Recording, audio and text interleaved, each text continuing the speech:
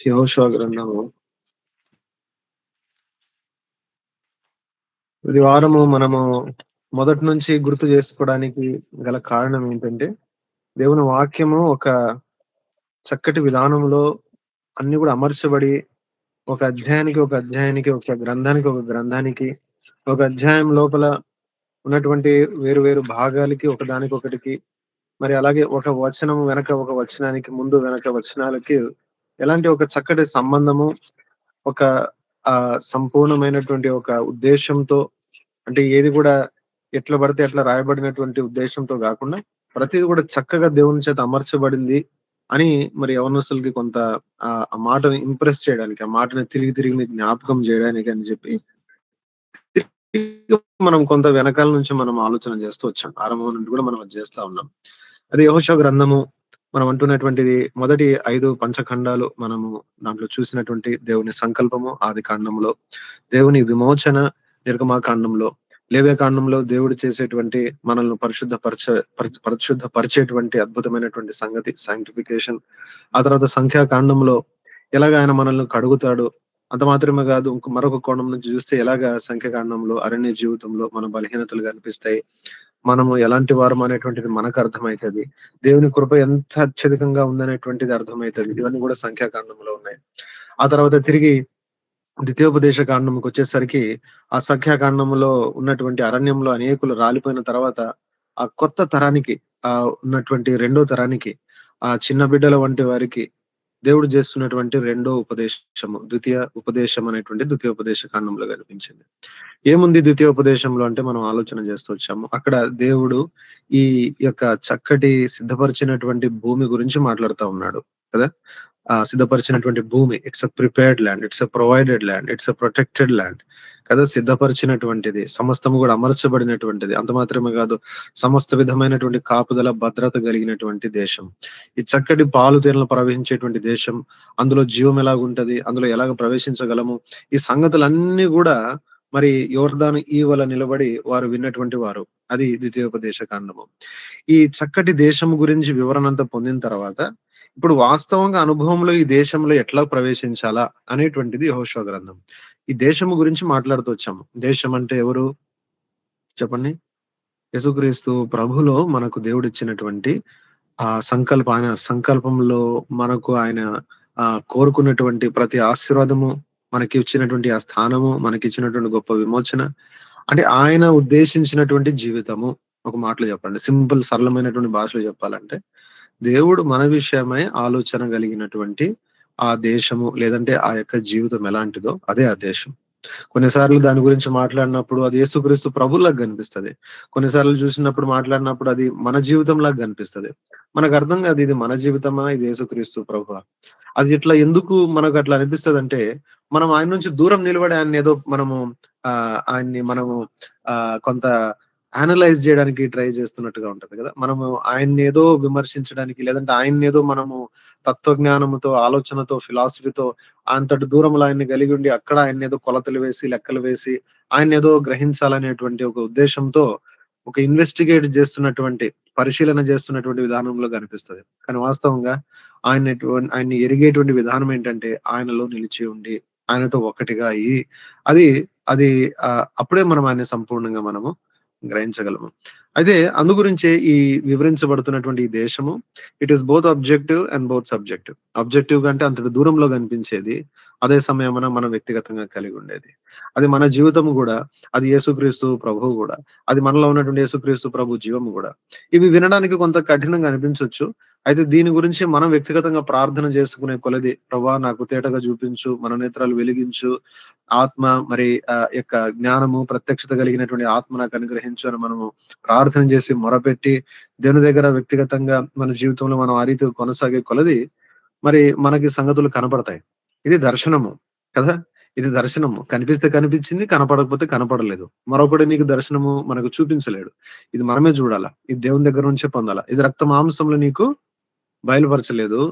కానీ ఎవరు బయలుపరిచారంట? పరలోకమందున్నటువంటి నా తండ్రి నీకు బయలుపరిచాడని చెప్పాడు యేసుక్రీస్తు ప్రభు పేతురుతో. గనక ఇది ప్రత్యక్షత. ఇది దేవుడు ఇవ్వాలా. దేవుడు ఇస్తాడు. ఎట్లా ఇస్తాడు? నువ్వు కృషి పడితే ఇస్తాడా? నువ్వు ఎక్కువ ఆత్మీయ కసరత్తు చేస్తే ఇస్తాడా? నువ్వు కోరుకుంటే ఇస్తాడు. నువ్వు కోరుకుంటే ఇస్తాడు. నువ్వు సమయం ఇస్తే ఇస్తాడు. నువ్వు మనసు పెడితే ఇస్తాడు అంతే. నువ్వు హృదయంతో వాంఛిస్తే నేను పూర్తిగా కోరుకుంటే నీకు ఇస్తాడది. ఆయన అందరికి ఇవ్వడానికి ఇష్టపడుతున్నాడు కదా! ఏమాత్రం గద్దింపు లేక ఆయన ఏంటంటే అనుగ్రహించేటువంటి వాడు. కనుక ఈ రీతిగా యెహోషువ గ్రంథంలోనికి మనం వచ్చాం. గనక ఇప్పుడు ద్వితీయోపదేశ కాండం వరకు ఏం జరిగింది? ఆ! ఈ దేశము గురించి వాళ్ళు వింటూ వచ్చారు. అంతటి దూరంలో చూస్తూ వచ్చారు. అచ్చా ఇలాగుంది ఆ దేశం, ఇలాగుంది ఆ దేశం, ఇక్కడ ఆ దేశంలో అలాంటి జీవం ఉంటది, ఇలాగుంటది, ఇలాగుంటది. ఈ పరిస్థితులన్నీ గూడా విన్నారు. ఇప్పుడు యెహోషువ గ్రంథంలో ఇప్పుడు దీంట్లో దీంట్లోనికి వాళ్ళు ప్రవేశించాలా. దీంట్లో ప్రవేశించాలా. మీకు సందర్భం వచ్చింది కాబట్టి మాట చెప్తున్నాను. ఎఫెసీ పత్రికను గురించి ఆలోచన చేస్తే అది ఎలాగుంటది? అది అంతా గూడా పరలోక స్థలములలో అన్నట్టుగా ఉంటది. Heavenly places. ఆ మాట తిరిగి మనకు వినపడతది ఎఫెసీ పత్రికలో. కానీ ఎఫెసీ పత్రిక వెంటనే ఏముంటది చెప్పండి? ఫిలిప్పీ పత్రిక ఉంటది. అక్కడంతా గూడా భూమి మీద ఏం జరుగుతుందో దాని గురించి ఉంటది కదా! In the ఎర్త్‌లీస్. సో, క్రైస్తవ జీవితం ఎలాంటిదంటే 2 గూడా సమపాల్లో మనం నడవాల. థియరీ, ప్రాక్టికల్ కదా! Theory, lab. గనక ఎఫెసీ పత్రిక, ఫిలిప్పీ పత్రిక, ద్వితీయోపదేశ కాండము, యెహోషువ గ్రంథము. ఇవి 2 కూడా ఉండాలి మన జీవితంలో. మనం ఏదో జస్ట్ అంతటి దూరం నిలబడి చక్కటి 4 వర్తమానాలు ఇచ్చాడు మోషే భలే ఉంది. దేశం గురించి పాలు తేనెలు ప్రవహించేటువంటి దేశం అంట, ఆకాశ వర్ష జలము దాగే దేశం అంట, అన్ని సిద్ధపరిచినటువంటి దేశం అంట, ప్రతి కూడా ఇచ్చిన దేశం అంట, అన్ని కూడా కాపుదల ఉన్నటువంటి దేశం అంట. జస్ట్ మనం చిలక పలుకులు పలుకుతే సరిపోదు. కనుక వాక్య ధ్యానము, అధ్యయనము ఇవన్నీ మనకెంతో అవసరము. ప్రత్యక్షత ఎంతో అవసరము. వాక్యం ఎంతో అవసరము. కానీ అంతే అవసరం ఏంటంటే మనము దాన్ని అనుభవపూర్వకంగా మన జీవితంలో మనం స్వాధీనపరుచుకునేది. పొజెస్ యువర్ పొజెషన్ అని చెప్పి రాయబడింది. ఉపధ్యాయ గ్రంథంలో రాయబడింది కదా! మనదే అంట స్వాస్థ్యము. కానీ దాన్ని మనం స్వాధీనపరచుకోవాలా. స్వాస్థ్యం మనదే. కానీ దాన్ని స్వాధీనపరచుకోవాలా కదా! ఎఫెసీ పత్రికలో కూడా ఒక మాట ఉంది చూడండి. ఎఫెసీ పత్రిక మొదటి అధ్యాయము. తెలుగులో వచనాలన్నీ కలిసి ఉంటాయి. కానీ ఒక చక్కటి మాట ఉంది. ఎఫెసీ పత్రిక మొదటి అధ్యాయము. ఎఫెసీ పత్రిక అంతా కూడా కంటత పడడానికి ప్రయత్నిస్తున్నాను నేను. సమయం ఉంది దేవుడు ఇచ్చాడు కాబట్టి కొంత ఎఫెసీ పత్రిక అంతా కంటత పడతా ఉన్నాం. అంతా పడతా ఉంటే ఇక్కడ ఒక చక్కటి మాట ఉంది చూడండి. మొదటి అధ్యాయము 13వ వచనము. తెలుగులో బహుశా కలిసి ఉండొచ్చు. నేను ఇంగ్లీష్ లో చదువుతున్నాను. అది తెలుగులో ఎక్కడుందో మీరు గమనించండి. 13వ వచనం దగ్గర. In whom you also trusted after ye heard the word of truth, the gospel of your salvation, in whom also after ye believed ye were sealed with that holy spirit of promise. 14వ వచనము. Who is the earnest of our inheritance until the redemption of the purchased possession. ఆ మాట చదువుతారమ్మా తెలుగులో 13, 14. మీరును సత్యవాక్యమును అనగా మీ రక్షణ సువార్తను విని క్రీస్తునందు విశ్వాసముంచి వాగ్దానము చేయబడిన ఆత్మచేత ముద్రింపబడిదిరి. దేవుని మహిమకు కీర్తి కలుగుటకై ఆయన సంపాదించుకునిన ప్రజలకు విమోచనము కలుగు నిమిత్తము ఈ ఆత్మ మన స్వాస్యమునకు సంచకరువుగా ఉన్నాడు. అది కొంచెం తెలుగులో అంత తేటగా లేదమ్మా. అయితే ఇంగ్లీష్ లో ఏమనుందంటే until the redemption of the purchased possession. Purchased possession అంటే విమోచన. ఎప్పుడు విమోచన దేనికంట? సంపాదించుకున్నటువంటి ఏదైతే సంపాదించుకున్నాడో పర్చేస్డ్ పొజిషన్. కానీ ఆ పర్చేస్డ్ పొజిషన్ ఏమవ్వాలంట? రిడెంప్షన్ లోనికి రావాలంట. Until the redemption of the purchased possession అనగా దేవుడు సంపాదించుకున్నటువంటి ఆ స్వాస్థ్యం ఏదైతే ఉందో అది పూర్తిగా స్వాధీనపరచబడ్డం, అది పూర్తిగా విమోచించబడ్డం, అది పూర్తిగా సొంతం చేసుకోవడం అనేటువంటి వరకు అది యేసు ప్రభువుని చూసిన రోజు అవుతుంది. కానీ అప్పటి వరకు పరిశుద్ధాత్మ దేవుడు సంచకరువుగా మనకు ఇవ్వబడ్డాడంట. అనగా దేవుడు మన కొరకు సంపాదించినటువంటి ఒక స్వాస్థ్యం అనేటువంటిది ఉంది. అయితే ఆ సంపాదించుకున్నటువంటి స్వాస్థ్యమును మనము స్వాధీనపరచుకోవడం అనేటువంటిది మన జీవితంలో ఇదే మనకు గురి అయి ఉండాలి. ఇదే క్రైస్తవ జీవితం యొక్క అనుభవం అంటే. మిగతా అంతా థియరీనే, మిగతా అంతా మాటలే, మిగతా అంతా మీటింగ్లే, మిగతా అన్ని కూడా పాటలే, మిగతా అంతా కూడా ఏమంటారు పాయింట్లు, రకరకాలైనటువంటి సంగతులు, నోట్స్లు ఇవే. కానీ అసలైనటువంటి సంగతి ఏంటంటే until the redemption of the purchased position. ఏదైతే సంపాదించుకున్నటువంటి ఆస్తి ఉందో, ఏదైతే సంపాదించుకున్నటువంటి ఆ భాగం ఉందో, స్వాస్థ్యం ఉందో, అది విమోచన అనుభవంలోనికి రావాలా, అది సొంతం చేయబడినటువంటి అనుభవంలోనికి రావాలా కదా. కనుక అది యెహోషువ గ్రంథం మనకు నేర్పిస్తుంది. అక్క వాళ్ళందరూ కూడా ప్రేయర్ చేశారు కాబట్టి మనము స్టడీలో ముందుకు వెళ్ళిపోదాం. సరే, అయితే యెహోషువ గ్రంథంలోకు కనీసము కొన్ని భాగాలు ఉన్నాయి. మొదటి 5 అధ్యాయాలకు ఒక భాగం పేరు పెట్టుకున్నాం. ఏంటంటే అదేంటంటే మొదటి 5 అధ్యాయాల్లో మనకేం కనిపిస్తుంది? మొదటి 5 అధ్యాయాల్లో మనకు కనిపించేది the preparation for the position. అంటే ఈ యొక్క ఈ స్వాస్థ్యమును ఎట్లా స్వాధీనపరచుకోవాలా, దీంట్లోనికి ఎట్లా ప్రవేశించాలా అనేటువంటి భాగమంతా కూడా దీని కొరకైనటువంటి సిద్ధపాటు అనేటువంటిది అది మొదటి భాగము కదా. The preparation for the position. ఆ తర్వాత 6-12 వరకు కనిపిస్తాయి. 6-12 కనిపించేటువంటి ఆ భాగంలో మనకేముంది, అక్కడ కనిపించేటువంటి సంగతి ఏముందంటే మనకు ఉన్నటువంటి entering in to the position, ఆ స్వాస్థ్యంలోనికి ప్రవేశించడం ఎలాగా అంటే దాన్ని యుద్ధం అనట్లేదు, ఎందుకంటే వాస్తవంగా అది యుద్ధం కానే కాదు. మీరు అనొచ్చు అన్న దాన్ని సింపుల్ గా యుద్ధం అనేవచ్చు కదా అని చెప్పి. That is the whole point. What I want to tell, నేను అనుకున్నటువంటి అంటే మీరు చెప్పదలుచుకున్న సంగతి ఏంటంటే, క్రైస్తవ జీవితము లేదంటే యేసుక్రీస్తు ప్రభులో ఇది స్వాధీనపరుచుకునేటువంటిది ఇది వాస్తవంగా యుద్ధమే కాదు. ఒక రీతిగా చూస్తే యుద్ధమే, కానీ ఒక రీతిగా చూస్తే అసలు యుద్ధమే కాదు. ఎందుకు యుద్ధము కాదు అంటున్నామంటే, ఎందుకంటే ఇది మన యుద్ధం కాదు. మనము యేసు ప్రభు వెనక మనం ఉంటాము. మనము ఆ రీతిగా గెలుపును మనం అనుభవిస్తాం తప్ప ఇది మన యుద్ధం కాదు. అందుకే దీని ఏమనట్లేదు, దీని యుద్ధం అని అనట్లేదు. ఏమనంటున్నాము? ప్రవేశించడం అనేటువంటిది అంటున్నాము. So there is this preparation, మొదటి 5 అధ్యాయాలు. దాని తర్వాత the entering into the position 6-12 వరకు. ఆ తర్వాత 13-22 వరకు అక్కడ ఏముందంటే పొజెసింగ్ కదా, సిద్ధపాటు అయిపోయింది, ప్రవేశించడం అనేటువంటిది అయిపోయింది. ఇప్పుడు దాన్ని స్వాధీనపరచుకునుట, పంచుకునుట, లేదంటే దాన్ని అన్వయించుకునుట ఎట్లా అనేటువంటిది ఇక్కడ మనకు 13-22 అధ్యాయాల్లో కనిపిస్తుంది. 23-24 అధ్యాయాల్లో మరి చివరిగా యెహోషువ చెప్తున్నటువంటి వీడ్కోల్పు మాటలు, ఫేర్వెల్ అనేటువంటి ఆ యొక్క తన వర్తమానము, తన సంగతులు, తన వివరించినటువంటి మాటలు ఆ చివరి మాటలుగా ఉన్నాయి. అందులో నా స్క్రీన్ కనిపిస్తుందమ్మా మీకు? కనిపిస్తుంది. అయితే మొదటి అధ్యాయం గురించి మాట్లాడుకుంటున్నాం. మీరు అనుకోవచ్చు అన్న ఇంత స్లోగా పోతే మనం ఇదంతా ఎక్కడ నేర్చుకుంటామని చెప్పి. చూడండి, ఎట్లనో మనం బైబిల్ అంతటినీ కూడా ఈ జీవితంలో వడబోయలేము కదా. వడబోస్తాం అనుకోవడం అనేటువంటిది అది దుస్సాహసము, కొంత అహంకారమే. కనుక మనము కనీసము ఒక అర్థము అసలు దీంట్లో ఏముంది అనేటువంటిది అర్థగలిగితే, కనీసం ఆత్మీయమైనటువంటి పాఠాలు మనం నేర్చుకోగలిగితే, వాటిని మనం వ్యక్తిగతంగా మనం ధ్యానించుకొని మీరే బోల్డన్ని సంగతులు దేవుని వాక్యం నుండి సంపాదించగలరు. ఇది మనందరికీ, ఇది ఎవరు ఒక్కరి జాగీర్ కాదు ఇది కదా. ఇది నేర్చుకునే టెక్నిక్ ఏం కాదు, ఇది జీవం. ఇది ఎవరు నేర్పిస్తున్నారంట? తండ్రి బోధిస్తున్నాడంట, తండ్రి చేత బోధించబడుతున్నామంట కదా. యోహాను సువార్తలో రాయబడినటువంటి మాట, తండ్రి చేత బోధించబడు ప్రతి వాడు కూడా నా యొద్దకు వస్తాడని చెప్పినటువంటి మాట. కనుక తండ్రి బోధిస్తా ఉన్నాడు. కనుక ఇది అందరికీ సాధ్యమే, అందరికీ అందుబాటులో ఉన్నటువంటి సంగతే. కనుక మీరు కూడా దీంట్లో ప్రత్యేకంగా ఎంత త్వరగా మనం వెళ్ళిపోయి అన్ని సిద్ధాంతాలు, నియమాలు అన్ని కూడా నోట్స్ రాసేసుకుంటే నాకు దొరికేస్తుంది, నాకు ఇది నా సొంతం అయిపోతుంది, ఇంకా ఇది నాదే, ఇంకా నాకు దీంట్లో పట్టు వచ్చేసింది అనుకుంటేనే మనం అక్కడ పొరపాటు చేసినట్టు. పట్టు వచ్చింది అనుకుంటేనే పొరపాటు చేసినట్టు కదా. ప్రమాదంలో చాలా సార్లు ఉంటాం మనం. కనుక దేవుడు ఎట్లయితే మనకి ఇస్తున్నాడో దీన్ని మనం ఆ రీతిగా మనం గ్రహించుకుంటా వెళ్తున్నాం. సరే, అయితే యెహోషువ గ్రంథం మొదటి అధ్యాయంలో కొన్ని నియమాలు కనిపించినాయి. ఏంటంటే the principle of his death and resurrection. మోషే నా దాసుడైనటువంటి మోషే మృతి నొందిన కనుక నీవు లేచి, కనుక మోషే యేసుక్రీస్తు ప్రభు యొక్క మరణం యొక్క కోణమును జ్ఞాపకం చేస్తే, యెహోషువ యేసుక్రీస్తు ప్రభు యొక్క పునరుత్థానం యొక్క కోణమును, పరిశుద్ధాత్మ దేవుడు మనలోనికి పంపించబడినటువంటి కోణమును జ్ఞాపకం చేస్తా ఉన్నాడు. ఆ తర్వాత ద ప్రిన్సిపల్ ఆఫ్ ఇన్హెరిటెన్స్. రెండవ సంగతి ఏంటంటే దేవుడు ఒక స్వాస్థ్యము సంపాదించుకున్నటువంటి స్వాస్థ్యం అని ఇప్పుడు చదివాము ఎఫ్ఎస్సీ పత్రిక మొదటి అధ్యాయం 13-14 వచనాల్లో ఈ మాటలు ఉన్నాయి అక్కడ కదా. కనుక ద ప్రిన్సిపల్ ఆఫ్ ఇన్హెరిటెన్స్, ఇది ఇచ్చి ఉన్నటువంటి స్వాస్థ్యం. ఇది దేవుడు మనకు ఇప్పటికే ఇచ్చినటువంటి స్వాస్థ్యం. దీన్ని మనము మళ్ళా కొత్తగా మనము దీన్ని సంపాదించుకునేటువంటి అవసరం లేదు, దీన్ని స్వాధీనపరచుకోవాలంతే. అంటే పేమెంట్ చేయాల్సినటువంటి అవసరం లేదు, మనదే అది.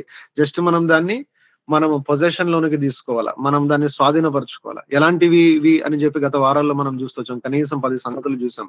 Unsearchable liberty, unsearchable power, unsearchable love, unsearchable peace, unsearchable glory, unsearchable faith, unsearchable joy, unsearchable mercy, unsearchable promises, unsearchable inheritance. శోధింపశక్యమైనటువంటి క్రీస్తు ఐశ్వర్యం ఎలాంటిదో మనము చూస్తూ వచ్చాం. ఆ తర్వాత మరొక సంగతి చూసాం. ఏంటంటే the principle of the Lord's victory and his word. సమస్తము కూడా దేని మీద ఆధారపడింది? మన భక్తి మీద, మన నీతి మీద, మన పరిచర్య మీద కదా, మన ప్రార్థన మీద, మన మీద ఆధారపడిందా? లేదండి. అన్నిటి యొక్క బరువు, అన్నిటి యొక్క నిలకడగా ఉండేటువంటి ఆ సంగతి ఎవరి మీద ఆధారపడిందంటే యేసుక్రీస్తు ప్రభు మీద ఆధారపడింది. The principle of the Lord's victory and his word. ఏమని రాశాడు అదే వచనంలో? ఏ మనుషుడు కూడా నీ ఎదుట నిలవలేడు అని చెప్తూ వచ్చాడు. కనుక his victory is ultimate, his victory is immense. కనుక ఆయన విజయములోనే మన విజయం ఉంది. కనుక నేనెంత బాగుపడుతున్నాను, నేనెంత జాగ్రత్త పడుతున్నాను, నేనెంత చక్కపరచబడుతున్నాను నువ్వు ఆలోచించుకునే కొలది నీకు ఇంకా నష్టమే కనిపిస్తది. అలాగని చెప్పి నువ్వు జరుగుతున్నది జరుగుతానే ఉండని అలాగే కానీ జస్ట్ నువ్వు యేసు ప్రభుకి వెళ్ళి చూస్తా ఉండు అని అంటున్నానా? అది కూడా అనట్లేదు. నేను అంటున్నటువంటి సంగతి ఏంటంటే నీ ధ్యాస అంతా యేసు ప్రభు వైపు పెట్టే కొలది ఆ విజయంలో కొంత భాగం నీకు కూడా వస్తది. ఆయన విజయము మనలో కూడా పనిచేయడము ఆరంభమైతది కదా. ఇదే నియమము. రెండోది మనం కూడా చూసాం. ఏంటంటే 8వ వచనము, the book of the law shall not depart out of దై మౌత్. ఈ యొక్క ధర్మశాస్త్ర గ్రంథము ఏంటంట నీ యొద్ద నుండి, నీ నోటి నుండి తొలగిపోకూడదు. చక్కటి మాట అది. మనం కొన్నిసార్లు ఈ మాటలు విని విని మనకు అలవాటైపోయి దాని యొక్క బరువు, దాని యొక్క సత్యము అది ఎంత చక్కగా ఉన్నాయో అవి కొన్నిసార్లు మనం గుర్తుపట్టలేం. ఏమంటున్నాడు? This word of the law shall not depart out of దై మౌత్. అంటే దాని అర్థం ఏంటి? నిరంతరం మన పెదవుల మీద ఏముండాలి చెప్పండి? దేవుని వాక్యం ఉండాలి. మనసు మీద చేయబెట్టుకొని చెప్పగలవా? నిరంతరం నా నోటిలో దేవుని వాక్యమే ఉంటుందని చెప్పి, నిరంతరం నా హృదయ ధ్యానము, నా నోటి మాట ఆయనకు అంగీకార యోగ్యమని చెప్పగలమా? మనం చెప్పాలా. యెహోషువ అట్లా చెప్పగలిగినాడు, యేసు ప్రభు అట్లా చెప్పగలిగినాడు, మన నాయకుడు అట్లా చెప్పగలిగినాడు కదా. మనము కూడా అదే నియమము, అదే సూత్రము, ఆ సత్యమును బట్టే మనము ఆయన వెనక వచ్చే కొలది మనలో కూడా విజయము, మనలో కూడా ఇదే విజయము మనకు కూడా కనిపిస్తుంది. ఆ తర్వాత ద ప్రిపరేషన్ ఆఫ్ 3 days, 3 దినములు సిద్ధపడండి, ఆ తర్వాత యోర్దాను దాటుతామని చెప్తూ వచ్చాడు కదా. అది ఈ 3 దినముల యొక్క సిద్ధపాటు ఏంటి చెప్పండి? 3 దినములు యేసు ప్రభు యొక్క మరణ, భూస్థాపన, పునరుత్థానం. ఏంటంటే 3 అంటే ఇక్కడ కూడా 3 కనపడుతుంది, అక్కడ కూడా 3 కనపడుతుంది అని చెప్పి ఒట్టిగా చెప్పుకునే మాట కాదు. అక్షరాల యేసుక్రీస్తు ప్రభు యొక్క మరణ, భూస్థాపన, పునరుత్థానము ఆ 2000 సంవత్సరాల క్రితము చరిత్రలో ఆ కలవరి, ఆ గుట్ట మీద, ఆ గొలగొత యొద్ద జరిగినటువంటి ఆ సత్యము ఏదైతే ఉందో, ఆ 3 దినముల యొక్క ఆ భీకరమైనటువంటి సంగతి, అదే మన విమోచనకు, మన నిత్యత్వానికి, అన్నిటికీ కారణం అదే. కనుక 3 దినములు మీరు అనుకోవచ్చు ఏదో ఒట్టిగా యేసుప్రభు మరణించాడు, యేసుప్రభు పాతి పెట్టబడ్డాడు, తిరిగి లేచాడు నా కోసమే అని చెప్పి అంతటితో అనడానికి కూడా సరిపోదు. ఆ సత్యం ఇంకా ఎంతో ఖచ్చితంగా ఇది నీదే, అక్షరాల అది నీదే, అక్షరాల అది చారిత్రాత్మకమైనటువంటి విధానంలో కూడా నీదే. అంటే ఏదో జస్ట్ చనిపోయాడు, పాతి పెట్టబడ్డాడు, తిరిగి లేచాడు అనుకోవడానికి కూడా కాదు. అంతటితో కూడా అదే ఆ స్థాయిలోనే ఉండిపోవడానికి కూడా లేదు. ఇంకా ఉంది, దాంట్లో ఇంకా ఉంది. ఎంతగా ఆయన నీకు నాకు ముడి వేయబడ్డాడంటే, అంటే మనం ఆయనకి ముడి వేయబడ్డాం, జత చేయబడ్డామంటే ఆ అక్షరాల ఆ 3 రోజులు మన నిత్యత్వాన్ని నిర్ధారిస్తాయి. ఆ 3 రోజులతో నీకు ఎలాంటి సంబంధం ఉందో, ఆ 3 రోజుల విషయమైనటువంటి నీకు ఎలాంటి ఆలోచన, నీకు ఎలాంటి అవగాహన, నీకు ఎలాంటి మనస్సు దాని మీద ఉందో, దానిని బట్టే నీ జీవితం అంతా కూడా నిర్ధారించబడతా ఉంది. The preparation of the 3 days, 3 దినములు, ఆయన మరణ, భూస్థాపన, పునరుత్థానము. గలతీ పత్రికలో 3 సార్లు సిలువను గురించి చెప్తాడు. ఇంకా అనేకమైనటువంటి సత్యాలు ఉన్నాయి కదా. ఈ 3 దినముల యొక్క అనుభవం, ఈ 3 దిన యొక్క అనుభవము, ఆ 3 దినములని సొంతం చేసుకున్నావా? ఇది నీ సొంతమే అని చెప్పి ఎరిగినావా? లేదంటే ఏదో కొంత దూరంలో ఆయన చనిపోయినాడంటలే, తిరిగి లేచినాడంటలే, ఎవరో చెప్తున్నారు, అన్నోళ్ళు చెప్తున్నారు, అక్కోళ్ళు చెప్తున్నారు, ఆంటీలు చెప్తున్నారు, అంకులు చెప్తున్నారు. అట్లా లేదండి. అంటే అజ్ఞాన కాలమందు దేవుడు చూచి చూడనట్లు అన్నట్టుగా, మరి కొంత చూచి చూడనట్టుగా చేశాడు, అయిపోయింది కదా. ఆ గతంలో మనం ఇంకా పిల్లల వంటి విధానంలో కొనసాగి ఏదో ఆ క్రైస్తవ సత్యాన్ని జస్ట్ ఏదో అంత అట్లా తెలుసుకున్నాంలే, అయిపోయిందిలే అనుకుని అట్లా విని విడిచిపెట్టేటువంటి సంగతి అయిపోయింది. ఇప్పుడు ఏంటి చెప్పండి? అక్షరాల 3 దినములు నీదే. ఆయన మరణ, భూస్థాపన, పునరుత్థానములో నేను ఐక్యపరచబడ్డాను, నేను ఆయనతో పాటు ఒకటి చేయబడ్డాను. ఆయన మాంసంలో మాంసం, ఎముకల్లో ఎముక, ఎఫెసీ పత్రిక 5:30 నుంచి తర్వాత రాయబడినటువంటి మాటలు అవి. ఆయనతో అంతగా సన్నిహితం చేయబడ్డాను, అంతగా ఒకటి చేయబడ్డాను అని చెప్పి మనము ఎరగాల. ముందుకెళ్తున్నాము. ఆ తర్వాత ఇంకా చాలా విషయాలు చూసాము. రూబేనీలు, గాదీలు, మనష్య గోత్రము వీరు ఎలాంటోళ్ళంట, క్రైస్తవ జీవితంలో ఆరంభంలోనే కొంత విజయం వస్తది. ఓగు మీద, సీహోను మీద వచ్చినటువంటి విజయం వస్తది. వచ్చి వీళ్ళేం చేస్తారు, బావున్నాయి ఇక్కడిదంతా, ఇక్కడే ఉండిపోతామని చెప్పి ఇంతటితోనే చాలు, జీవితం కొంత బాగైంది, ఉద్యోగం కొంత వచ్చింది, ఆరోగ్యం కొంత వచ్చింది, దయ్యాలన్నీ కొన్ని వెళ్ళిపోయినాయి, ఆ పవిత్రత అంతా వెళ్ళిపోయింది, చెడు మాటలు వెళ్ళిపోయినాయి, ఇంక ఇక్కడితోనే ఆగిపోతాంలే, చాలులే అని చెప్పి ఇక్కడ అనుకునేటువంటి వాళ్ళు కదా. ఆయన ప్రభు ఏమంటున్నాడు, లేదు ఇంకా ముందుకు రా, ఇంకెంతో ఉంది, ఇంకెంతో ఉంది. ఇంకో మాట చెప్తే మీరేమనుకోవద్దండి. ఏం తెలుసా అండి, ఎంతమంది భక్తులు వచ్చినా, వాళ్ళు ఇంతవరకు మనకి ఎంత చూపించినా, ఇంకా దానికంటే ఇంకెంతో ఎక్కువ, ఇంకా ఐశ్వర్యము, ఇంకా ఆశీర్వాదం, ఇంకెంతో ప్రత్యక్షత, ఇంకెంతో బలము, ఇంకెంతో అనంతమైనటువంటి శోధింప సఖ్యము గాని క్రీస్తు ఐశ్వర్యం ఇంకా కుప్పలుగా రాశిగా అట్లనే ఉంది. దైవజనులు వచ్చారు, భక్త్ సింగ్ గారు వచ్చారు, భక్త్ సింగ్ గారు లాంటి దైవజనులు వచ్చారు, అద్భుతమైనటువంటి సంగతులు, సంఘ దర్శనము దేవుడు వారి ద్వారా తీసుకొని వచ్చాడు. అంతటితో అయిపోయింది అనుకుంటున్నారా? అయిపోలేదు. శోధింప సఖ్యం గాని క్రీస్తు ఐశ్వర్యము ఇంకెంతో ఉంది, ఇంకెంతో ఉంది. గనక గతంలోనే ఉండిపోవద్దు, అక్కడితోనే ఉండిపోవద్దు, ఎంత సంపాదించుకున్నా అంతటితోనే ఉండిపోవద్దు. ముందు ముందు ముందు ముందు ముందుకు మనం వెళ్తానే ఉండాలి. యెహెజ్కేలు గ్రంథంలో మనం చూసాం కదండి, ఆ దేవుని యొక్క సంకల్పం లాగా కనిపించే, సంకల్పంగా గుర్తుగా ఉన్నటువంటి ఆ చక్రములు కనపడతాయి. చక్రములు కలిగినాయంట. ఆ చక్రములు ఏమున్నాయంట, ఆ ఆ కన్నులు కలిగి ఉన్నాయంట. అవి అన్ని ప్రతిది కూడా ముందుకెళ్తున్నాయంట. దేవుని సంకల్పం ఎప్పుడు ముందుకు వెళ్తానే ఉంది. నువ్వు ఆగిపోయి అప్పుడు బాగుండే 40 సంవత్సరాల కింద అంటే అదే మాకు కావాలంటే అది కుదరదు. మోషే కాలంలో బాగుండేది అంటే అది కుదరదు కదా. లేదా దావీదు కాలంలో బాగుండే అక్కడే ఉంటానంటే కుదరదు కదా. లేదంటే యేసుప్రభు భూమి మీద ఉన్న కాలం బాగుంటేది అక్కడ ఉంటాము అంటే కుదరదు. అపోస్తుల కార్యం కాలంలో ఉంటామంటే కుదరదు కదా. సంఘ చరిత్రలో ఆ భక్తులు వచ్చారు, మార్టిన్ లూథరు, వెజ్లీ ఇలాంటి భక్తులు వచ్చారు కదా. మన దేశంలో కూడా అద్భుతమైన విలియం కేరీ లాంటి భక్తులు, బక్సింగర్ లాంటి వాళ్ళు ఆ కాలంలోనికి ఉంటే కుదరదు. దేవుని చక్రం ముందుకు వెళ్ళిపోతా ఉంది ధారావాహికంగా. శోధింప సఖ్యం గాని క్రీస్తు ఐశ్వర్యం. యవనస్తులు అనేక మంది, ఎంతో మంది ఉన్నారు. మీరు ఎక్కడుంది మీ జీవితం, ఎక్కడున్నావు, నీ గురి ఏంటి, నీ గమ్యం ఏంటి, ఏం చేద్దాం అనుకుంటున్నావు? ఒక గిర గీసి ఈ గిరలోనికి నేను దిగితే చాలు, ఈ గిరలోనికి నా జీవితం వస్తే చాలు అనుకుంటున్నావా? అట్లా లేదు. దేవుడు ముందుకెళ్తా ఉన్నాడు కదా. కనుక ఆ యొక్క రూబేనీలు, గాదీలు మనషే అరగోత్రం వలె మానడానికి వీల్లేదు. ముందుకెళ్తూ వచ్చాము. ముందుకు వస్తే మనకేం కనిపించింది, యెహోషువ 2వ అధ్యాయం ఆరంభంలో ఇద్దరు వేగువారిని వేగు చూడడానికని పంపించారు. ఎవరు ఇద్దరు అంటే సూచన రీతిగా మనం ఆలోచన చేస్తే ఎవరో కాదు, ఏంటంట, ఆత్మ. ఎలాంటి ఆత్మ? జ్ఞానము, ప్రత్యక్షత, the spirit of wisdom and revolution. ఇవి మనకేం చేస్తాయంట, మన నేత్రాలు వెలిగించబడి మనం ఎరగలుగుతామంట. దేవుని యొక్క the hope of his calling, ఆయన నిరీక్షణ, పిలుపు వలన నిరీక్షణ ఎలాంటిదో, పరిశుద్ధుల్లో ఆయన స్వాస్థ్యం ఎలాంటిదో, ఆయన మనయల్లా వినియోగిస్తున్నటువంటి అపరిమితమైనటువంటి ఆయన మహత్తరమైన శక్తి ఎలాంటిదో అప్పుడు మాత్రం ఎరగలమంట.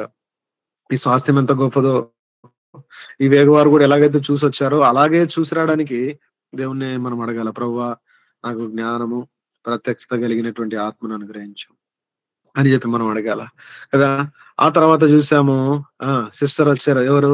Rahab sister. అద్భుతమైనటువంటి జీవితము, అద్భుతమైనటువంటిది. చాలా సార్లు మనము రాహాబ్ యొక్క కథను విశ్వాసంతో మనం చెప్పి ఇది రక్షణ కొరకైనటువంటి విశ్వాసం అంటాము. వినండి, అంత రక్షణనే. రక్షణ ఏది కాదు చెప్పండి? అన్ని రక్షణనే. కానీ ఆ రక్షణ బావుల్లో లోతుంది. ఇంకా లోతు, ఇంకా లోతు, ఇంకా ఎత్తుంది. ఎత్తులు మనం ఊహించలేనంత ఏమంటారు, ఎత్తైనటువంటి అనుభవాలు ఉన్నాయి. మనం ఊహించలేనంత లోతైనటువంటి అనుభవాలు ఉన్నాయి. కనుక మనం పిల్లలాగానే ఇదేదో రక్షణలే అట్లా కాదు. సందర్భం చూద్దాం, ఆలోచన చూద్దాం. ఆమె విశ్వాసం గురించి గత వారం మనం ఆలోచన చేస్తూ వచ్చాం. It is a faith evidence by work. ఎలాగా పనుల చేత, క్రియల వలన దాని ఎవిడెన్స్ అనేటువంటిది కనిపించింది కదా. యాకోబు పత్రిక 2:25లో చూస్తూ వచ్చాము. మళ్ళీ ఎలాంటిదంటే ఆమె విశ్వాసము ఎంతో మరి వాక్యం మీద ఆధారపడినటువంటిదంట. వాక్యం వినిందంట. ఆమె దేవుని యొక్క చెప్పబడినటువంటి సంగతులు విన్నాము, మాకు వినిపించావు, మాకు చెప్పబడింది అని చెప్పింది ఆమె. ఆ తర్వాత ఎలాంటిది? It's a faith based on careful examination on the victory of the lord. దేవుని యొక్క విజయం ఎలాంటిదని చెప్పి ఖచ్చితంగా ఆమె తెలుసుకుంది, గ్రహించింది. ఐగుప్తు మీద ఎలాంటి విజయం పొందారు, ఓగు సింహుని మీద ఎలాగ విజయం పొందారు, దాని మీద గురిపెట్టినటువంటి విశ్వాసం. ఇంకేముంది? ఎలాంటి విశ్వాసం అంటే దేవుని ప్రజలను గుర్తించేటువంటి, దేవుని సంకల్పం దేవుని ప్రజల్లో ఉంది అని గుర్తించేటువంటి విశ్వాసము కదా. తిరిగి తిరిగి ఆమె మీ కొరకే చేశాడు దేవుడు, మీ కొరకు ఇలా చేశాడు, మీరు వచ్చినప్పుడు మీరు ఇలాగ చేశారని చెప్పి దేవుని ప్రజలను సంబోధిస్తూ ఆమె మాటల్లో మనకు అక్కడ వినపడుతుంది. అంత మాత్రమే కాదు, ఆ దేవుని యొక్క సార్వభౌమ అధికారమును గుర్తించినటువంటి విశ్వాసము. ఏమంటుందేమా? Lord he is God in heaven and God in the earth కదా. పరలోకములోను భూమి యందు ఆయన దేవుడై ఉన్నాడని చెప్పి దేవుని యొక్క సార్వభౌమ అధికారమును గుర్తించినటువంటిది కదా. ఆరోదిగా ఏం చూస్తాము? It is a faith based on covenant కనుక. తెలుగులో ఏముందమ్మా? ట్రూ టోకన్ కి ఏముంది తెలుగులో మాట? ట్రూ టోకన్ నిజమైన ఆనవాళ్ళ పైన ఆధారపడింది. ఆనవాళ్ళు కాదు, నిజమైన ఆనవాళ్ళు అంట. ట్రూ టోకన్ అంటే ఇదేదో గాల్లో మాటలు కాదు, ఇదేదో తత్వజ్ఞానం కాదు, చేతిలో చందమామ చూపించినట్టు కాదు. ఇదేదో జస్ట్ ఏమంటారు, ఏదో జస్ట్ అట్లా మాటలతో మభ్య పెట్టేది, లేదంటే it is not just something that is make belief. కానీ ఇదేంటి చెప్పండి? True token. ఇది ఖచ్చితంగా ఇది నిజమైనటువంటి ఒక ఆనవాలు, ఆధారపడినటువంటి కవెనెంట్ కనుక. ఇది ఒక ఒప్పందము కదా, దేవుడు చేసినటువంటి ఒప్పందము, దేవుడు చేసినటువంటి నిబంధన ఇది. అంత మాత్రమే కాదు, మీరు గమనిస్తే ఆమె చెప్పినటువంటి మాటలు ఎక్కడలో కూడా, కొన్నిసార్లు మనం ఊహించుకుంటాము, నన్ను కాపాడని చెప్పినట్టు అనుకుంటాం మనం. కానీ అక్కడ ఎక్కడ కూడా ఆమె నన్ను కాపాడని చెప్పలే. ఎవరిని కాపాడమని చెప్తుంది? ఇతరులను చెప్తా ఉంది. తన చుట్టూన్నటువంటి తన తండ్రి, తన తల్లి, తన తన తన తోబుట్టులు, తనతో ఉన్నటువంటి వారు, వారికి కలిగిన సమస్తము అని చెప్తా వచ్చింది. దీనంతటి బట్టి ఏమర్థం? ఏం విశ్వాసం ఇది? ఇది రక్షణనే. ఎలాంటి రక్షణ? పాపము నుండి విడిపించబడి జస్ట్ వచ్చేటువంటి రక్షణ కాదండి. ఇది ఎలాంటి రక్షణ అంటే దేవుని సంకల్పంలోనికి ప్రవేశించేటువంటి రక్షణ, యోర్దాను దాటేటువంటి రక్షణ. ఇది రక్షణలో లేదంటే క్షమించండి, ఇది విశ్వాసములు మరొక కోణము, మరొక అడుగు. ఇది ముందడుగు. ఇది అబ్రహాము విశ్వాసమును బట్టి ఏం చేశాడంట? ఆయన ఆ యొక్క ఊరనే కల్దీల్లో నుండి ఆయన బయటకు వచ్చాడు కదా. తన దేశము, తన తండ్రి ఇంటి నుండి, తన స్వకీయుల నుండి, వీటన్నిటి నుంచి కూడా వేరే వస్తాడు. 10 సంగతుల నుంచి వేరే అయినట్టుగా దేవుని వాక్యం మనకు తెలుస్తుంది. 10 సంగతుల నుంచి వేరే వేరే వేరే వచ్చాడు. అదే రక్షణ విషయమైనటువంటి ఆ యొక్క విశ్వాసము రాహాబులో ఏం కనపడతా ఉంది? ఇది ఇంకా పరిపూర్ణతలోనికి వచ్చేటువంటి ఆ కోణము, లేదంటే ఆ స్వాధీనపరచుకునేటువంటి విశ్వాసం ఎలాగుంటదా? దీనంతటి బట్టి ఏం తెలుస్తుంది?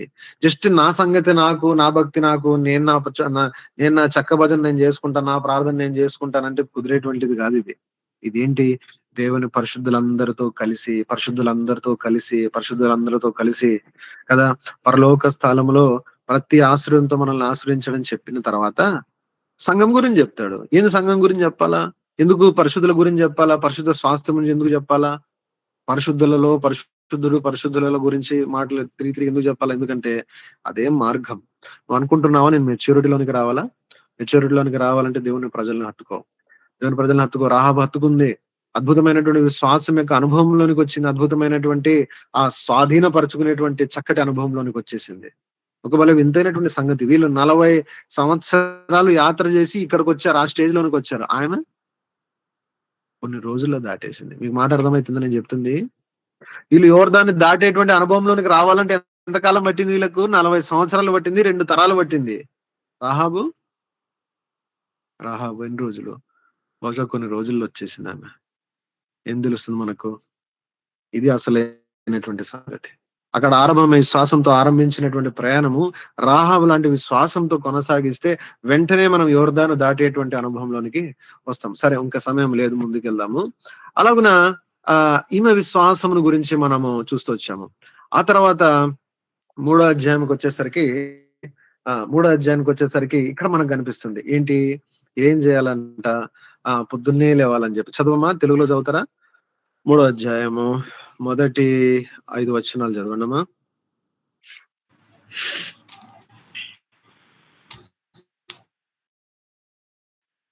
యెహోషువ వేకువను లేచినప్పుడు అతడును ఇశ్రాయేలు అందరినూ షిత్తీము నుండి బయలుదేరి యోర్దానుకు వచ్చి దానిని దాటక మునుపు అక్కడ నిలిచిరి. 3 దినములైన తరువాత నాయకులు పాలెంలో తిరుగుచు జనులకు ఇలాగున ఆజ్ఞాపించిరి, మీరు మీ దేవుడైన యెహోవా నిబంధన మందసమును యాజకులైన లేవీలు మోసుకొని పోవుట చూచినప్పుడు మీరున్న స్థలములో నుండి బయలుదేరి దాని వెంబడి వెళ్ళవలెను. కదా. ఇంకా ముందు చూద్దామా. మీకును దానికిని దాదాపు 2000 కొలమూరల ఎడముండవలెను. మీరు వెళ్ళు త్రోవ మీరింతకు ముందుగా వెళ్ళినది కాదు.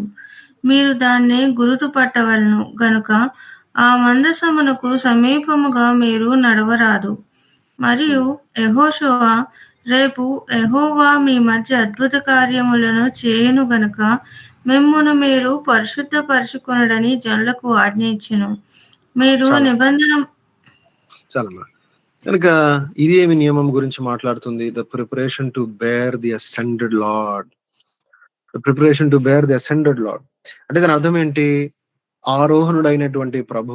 ఆరోహణుడైనాడంటే దాని అర్థం ఏంటి అంటే ఆయన మన తరపున మనవాడిగా, మానవుడిగా, నేను పొరపాటు చెప్పట్లేదు, నిజం చెప్పండి. యేసు ప్రభు ఇప్పుడు ఎట్లా కూర్చున్నాడు? పరలోక స్థలంలో దేవుడిగా కూర్చున్నాడా, మానవుడిగా కూర్చున్నాడా?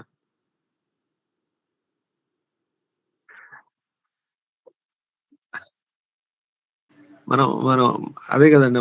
మనం ఏంటంటే మనం ఆయన గురించి ఏదో ఎంత దూరము వేసుకుంటామంటే లెక్క అసలు ఆయన మనకు అందుబాటులోనే లేడు అన్నట్టుగా వేసుకుంటాం. ఒక రీతిగా చూస్తే అందుబాటులో లేడు, ఎందుకంటే ఆయన అంత విశాలమైనటువంటి వాడు.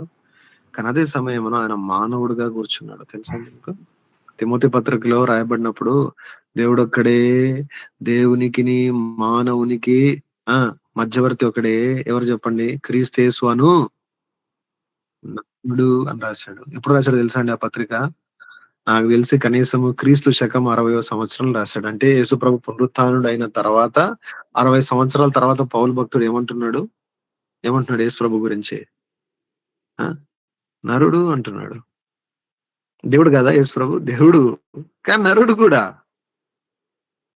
మనం చాలా సార్లు ఆయన నరుడు అనేటువంటి సంగతి మర్చిపోతాం. అంటే మన సొంతమైనటువంటి వాడు, రక్త మాంసంలో పాలు పొందినటువంటి తను ఇప్పుడు ఎక్కడున్నాడు చెప్పండి?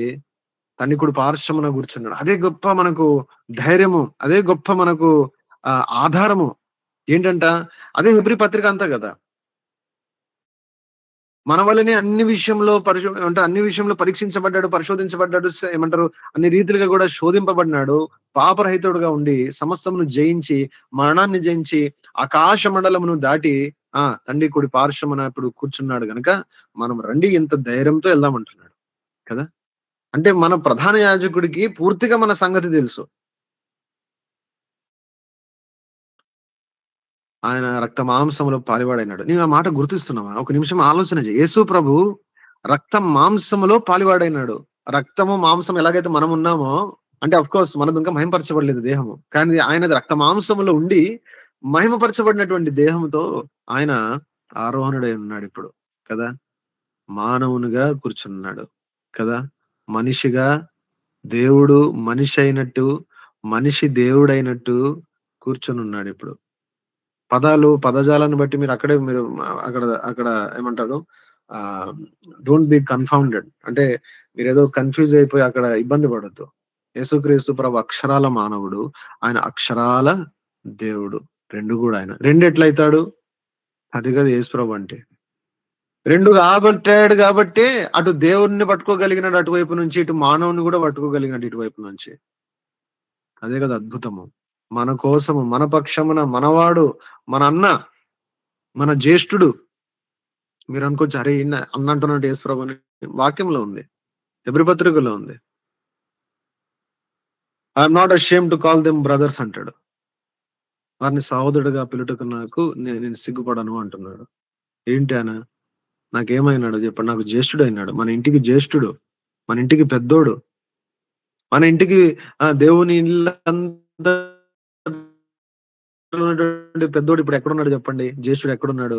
మానవుడిగా దేవుని కుడి పార్శ్వమున కూర్చుని ఉన్నాడు. దేవుని కుడి పార్శ్వమున కూర్చున్నది ఒక మానవుడు. తెలుసా మీకు? అదే మన ధైర్యం, అదే మనకు ఆధారము. ఆయనకు నీకు సంబంధం లేని ఇవన్నీ పక్కన పెట్టేసి జస్ట్ ఏదో ఏంటి దేవుని పట్టుకుని మానవుడు అంటున్నాడు అని అనుకున్నావు అనుకో, నీకు అసలు అర్థమే కాలేదని అర్థం కథ. నువ్వేదో యేసుప్రభు ఇంకా హెచ్చిస్తున్నావు నువ్వు అనుకుంటున్నావు కానీ ఆయన నువ్వు ఎంత చిన్న చేస్తున్నావు నీకు అర్థం కూడా కావట్లేదు. దేవుడు మానవుడు అవడంలో ఎంత గొప్ప త్యాగం ఉంది. ఆ మానవుడు మరలా తిరిగి సమస్తమును జయించి మానవుడై కూడా అన్నిటిలో పాపరహితుడుగా ఉండి జయించి అన్నిటిని ఇగో నేను లోకమును జయించినానని చెప్పి అన్నిటిని కూడా మరణాన్ని కూడా మింగివేసి పాతాళమును ఖాళీ చేసి పరలోక స్థలములో కూర్చుండబెట్టబడినాడంటే అది ఎంత గొప్ప ఘనకీర్తి. దేవుడు అవడం ఒక ఎత్తు, మానవుడుగా దేవుడు అయ్యడము ఒక ఎత్తు. అది యేసు ప్రభు. మీరు అనుకోవచ్చు అన్న ఇప్పుడు దాని గురించి ఎందుకు మాట్లాడుతున్నారు అని చెప్పి. ఎందుకు మాట్లాడుతున్నామంటే అండి, చూడండి అక్కడ ఏమని అంటున్నాడు, 3 దినముల మీరు పొద్దున్న లేచాడంట. మూడో అధ్యాయం మొదటి వచనం నుండి. And Joshua rose early in the morning. They removed from Shittim and came to Jordan. He and all the children of Israel lodged there before they passed over.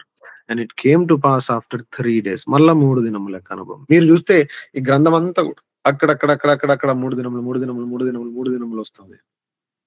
అర్థం ఏంటి? అక్షరాల యేసు ప్రభు యొక్క మరణ భూస్థాపన పునరుత్థానములు నువ్వు ఐక్యపరచుకో, దాన్ని జ్ఞాపకం చేసుకో. ఏదో సిద్ధాంతం లాగా కాదు, కానీ చారిత్రాత్మకమైనటువంటి వాస్తవంగా నువ్వు అక్కడ ఉన్నట్టుగా, అది నీకు జరిగినట్టుగా, నువ్వు అందులో ఎంచబడినట్టుగా. దాని తర్వాత ఏంటంట 3వ వచనములో ఏందంట, ఈ యొక్క యాజకులైనటువంటి లేవీలు ఏం చేస్తారంట, ఆ యొక్క సాక్ష్య మందసమును కదా, నిబంధన మందసమును, the ark of the covenant of the Lord your God, దాన్ని మోసుకొని వాళ్ళు ముందుకు యోర్దానులోనికి తీసుకొని వస్తారంట కదా. తీసుకొచ్చినప్పుడు ఏం చేయాలంటే దానికి ఒక మాట చెప్తాడు చూడు, దానికి మీకు ఎంత దూరం ఉండాలంట అండి, 2000 కొల మొరలు ఉండాలంట. ఇది ఇంత కితము మీరు వెళ్ళినటువంటి మార్గం కాదు కనుక మీరు దాన్ని నేర్చుకున్న గ్రహించినట్లు ఏం చేయమంటున్నారు, దానికి మీకు 2000 కొల మొరల వ్యత్యాసము దూరం ఉండాల. దీనికి అర్థం ఏంటి?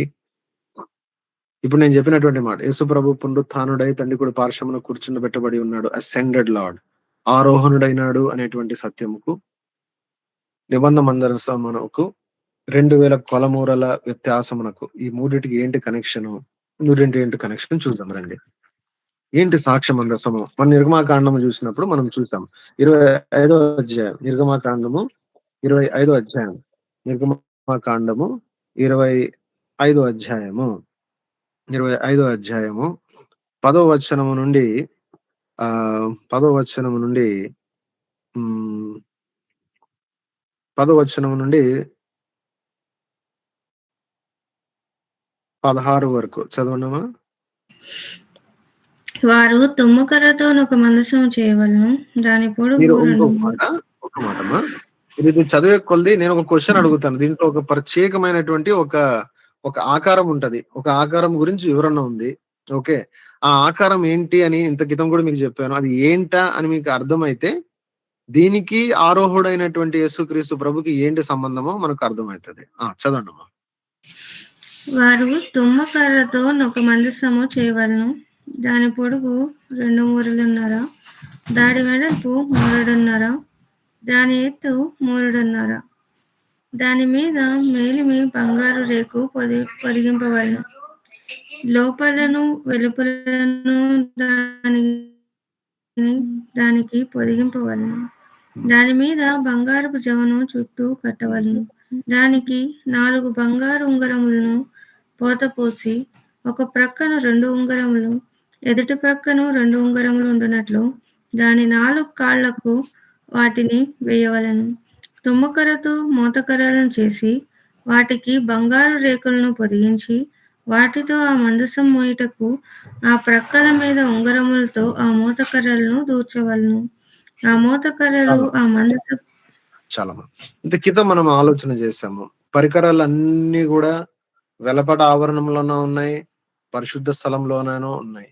కానీ అతి పరిశుద్ధ స్థలంలో ఉన్నటువంటి ఒకే ఒక పరికరము, ఒకే ఒక సంగతి, అది ఏంటి అంటే ఏంటి చెప్పండి? The ark of the covenant కదా.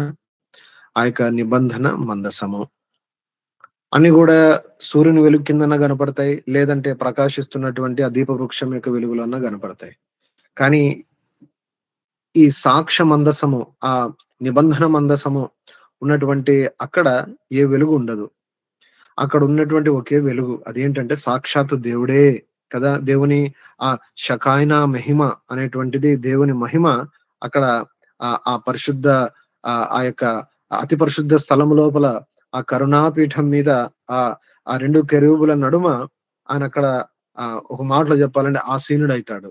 ఒక మాటలో చెప్పాలంటే అక్కడే దేవుడు ప్రత్యక్షమవుతాడు. అక్కడే దేవుడు ఈ భూమిని టచ్ చేసినట్టుగా, కనెక్ట్ అయినట్టుగా అక్కడే కనెక్ట్ అవుతాడు. లేదంటే ఈ భూమి మీద ఆయన రావడానికి వీలే లేదు. లేదంటే ఆయన మండుచున్నటువంటి ఆ సినాయి పర్వతం మీదనే అక్కడితోనే ఆయన రాగలడు తప్ప, దాటి ఈ భీకరమైన ఈ యొక్క పాప రుగ్ధమైనటువంటి ఈ లోకంలోనికి దీనిని తాకడానికి, ఇలాంటి పాప బలహీనతలు కలిగినటువంటి ఇజ్రాయేలీల మధ్యన, మనలాంటి వాళ్ళకి మధ్యన నివాసం చేయాలంటే ఒకే ఒక స్థలం. అదేంటి చెప్పండి? కరుణాపీఠము. ఆ కరుణాపీఠం దేని మీద ఉంది చెప్పండి? సాక్ష్య మందసము మీద ఉంచబడింది. అయితే ఇక్కడ ఒక మాట ఉంది. ఏంటంటే బంగారపు జవ కదండి. 11వ వచనంలో ఉంది. బంగారపు జవ అని చెప్పి రాయబడింది. మళ్ళీ దాని తర్వాత ఈ యొక్క సన్నిధి రొట్టెల బల్ల గురించి వివరిస్తున్నప్పుడు కూడా చూడండి ఏముంది. 25వ వచనంలో చివరి మాట చదవండమ్మా.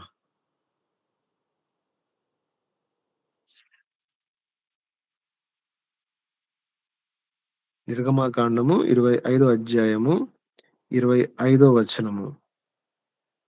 మ్యూట్ లో ఉన్నారమ్మా, చదువుతున్నారా? దానికి చుట్టూ మెత్తడు బద్దె చేసి దాని బద్దె పైన చుట్టూను బంగారు జవ చేయవలెను. బంగారపు జవ.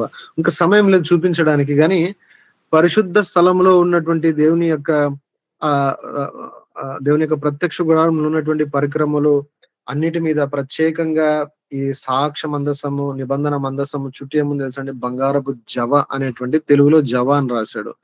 కింగ్ జేమ్స్ లో దాన్ని ఏమని ట్రాన్స్లేషన్ చేశాడు తెలుసా అండి? క్రౌన్ అని చెప్పి చేశాడు. ఏంటంట? క్రౌన్. ఏంటంట? కిరీటము. ఎందుకు కిరీటము? ఎందుకంటే అవి కేవలము మనతో పాటు, లేదంటే మన నిమిత్తమై మరణిస్తున్నటువంటి, లేదంటే మరణించినటువంటి యేసుక్రీస్తు ప్రభువుకు సూచననే కాదది. ఏముంది? బంగారపు జవ. అంటే కిరీటము కలిగినట్టుగా చూపిస్తా ఉన్నాడు. అంటే ఏం జ్ఞాపకం చేస్తా ఉన్నాడు? యేసు ప్రభు పునరుత్థానుడై ఆరోహణుడై మహిమపరచబడినటువంటి ఆ స్థితిని జ్ఞాపకం చేస్తా ఉన్నాడు. ఇంకొక మాటలో చెప్పాలంటే ఈ నిబంధన మందసము ఒక ప్రత్యేకమైనటువంటి కోణంలో ఏం జ్ఞాపకం చేస్తుందంటే, ఆరోహణుడై దేవుని చేత అలంకరింపబడి, కిరీటం ద్వారా అలంకరింపబడి, అన్నిటి మీద రాజుల రాజుగా ప్రభువుల ప్రభువుగా నియమించబడినటువంటి ఆ యేసుక్రీస్తు ప్రభుకు ఛాయ, గుర్తుగా ఉంది. It's a four shadow of the ascended lord. You can challenge me on that, but we can debate it. That's another thing. కానీ ప్రస్తుతానికి ఇంతవరకు మనం ఆలోచన చేద్దాం. అయితే యేసు ప్రభు పునరుత్థానుడై ఆరోహణుడయి ఆయన సమస్తమును జయించి అన్నిటిపైన కూడా శిరస్సు అయ్యి శిరోమణి అయ్యి ఆయన అన్నిటికీ పైన నియమించబడ్డాడనేటువంటి ఆ మందసము, ఒక మాటలు చెప్పాలంటే యేసు ప్రభు ఇదంతటి విజయము ఆయన పొంది ఉన్నాడనేటువంటిది ఇప్పుడు యాజకులు అయినటువంటి లేవీలు ఏం చేస్తున్నారంట? ద లీవైట్స్ ఏం చేస్తున్నారంట? వాళ్ళు మోసుకొని ముందెళ్తున్నారంట. యాజకులు అంటే ఏంటి? లేవీలు అంటే ఏంటి? ఇవన్నీ కూడా మనం ఇంత క్రితంలో మనం ఆలోచన చేసాం కదా. లేవీలంటే, యాజకులంటే అతి పరిశుద్ధ స్థలం లోపల పరిచర్య చేసేటువంటి వారు. అంతరంగ జీవితంలో యేసుక్రీస్తు ప్రభు ఎదుట దేవుణ్ణి ఆరాధించడము, ప్రార్థించడము, సహవాసం, దేవునితో సహవాసము, ఈ సంగతులన్నీ కూడా వారి భాగము. లేవీలంటే ఎవరు? వీరు వారికి సహాయం చేసేటువంటి వారు, పరిశుద్ధ గుడారంలో ఆ యొక్క సహాయపడేటువంటి వారు. అంత మాత్రమే కదా, అరణ్యములో ఆ యొక్క సంగతులన్నిటిని భుజముల మీద మోసుకొని వెళ్ళేటువంటి వారు కదా. మెరారీలు, కహాతీలు, గెర్షోనీలు, వీరి గురించి మనం చదువుతూ వచ్చాం లేవకాండం సంఖ్యాకాండం చదువుతూ వచ్చినప్పుడు. కనుక ఇప్పుడు సమయం లేదు వాటి అన్నిటికీ. కానీ మెట్టుకు చెప్పేటువంటి సంగతి ఏంటంటే, నేను మరొక అనుభవంలోనికి రావాలా. అదేంటి? యేసుక్రీస్తు ప్రభుని భుజముల మీద మోసుకొని వెళ్ళేటువంటి అనుభవము కదా. నువ్వు అట్లా యేసు ప్రభుని భుజం మీద మోసుకున్నంతగా సాక్ష్యము అన్నంతగా లోబడ్డము, అన్నంతగా దేవునికి అనుకూలమైనటువంటి జీవితంలో ఉన్నావా? లేవంటే ఇదేదో మిమ్మల్ని కించపరచడాలని జెప్పి, లేదంటే ఏదో నేరారోపణ జరిగించాలని కాదు. కానీ జాగ్రత్త పడ్డానికి, తిరిగి సమకూర్చబడ్డానికి కదా!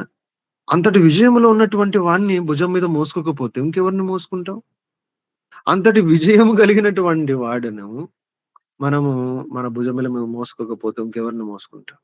ఇంకేంటి మనం దేని మీద ఆధారపడతా ఉన్నాం? ఇంకా దేన్ని మనము సూచన జూస్తా ఉన్నాం. సూచనగా చూపిస్తా ఉన్నాం కదా! భుజం మీద మోసుకోవడం అనే మాటకు అర్థం ఏంటి తెలుసా అండి? అంటే ఎంతో తేటగా కనిపించడం. తల మీద కొన్ని సార్లు పెట్టుకునేది గూడా అవతలోడికి కనపడకపోవచ్చు. భుజం మీద పెట్టుకునేది